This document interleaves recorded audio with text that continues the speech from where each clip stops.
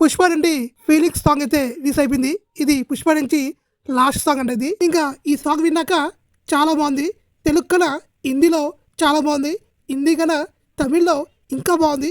తమిళ్ కన్నా మలయాళం కన్నడ అయితే పీక్స్. వేరే లాంగ్వేజ్లో మాత్రం అదిరిపోయింది. ఇంకా ఈ సాంగ్ మాట్లాడుకుంటే శేఖర్ మాస్టర్ కంపోజ్ చేసిన స్టెప్స్ అయితే అదిరిపోయినాయి.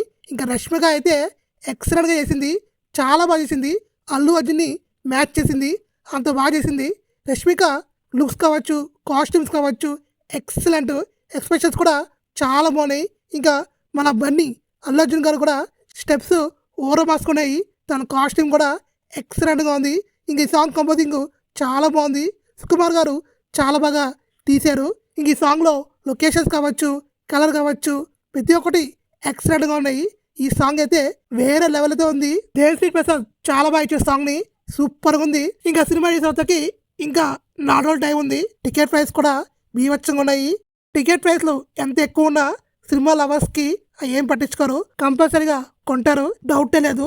ఇంకా 4 రోజుల్లో పుష్ప బాక్స్ ఆఫీస్ని షేక్ చేయబోతుంది, డౌటే లేదు. నేనైతే 2000 కోట్లు కాకపోయినా అట్లీస్ట్ 1500 కోట్లు అయితే కంపల్సరీ కొడుద్ది షోర్గా. ఈ సాంగ్ వింటే మీకు ఎలా అనిపించినది కామెంట్ చేయండి.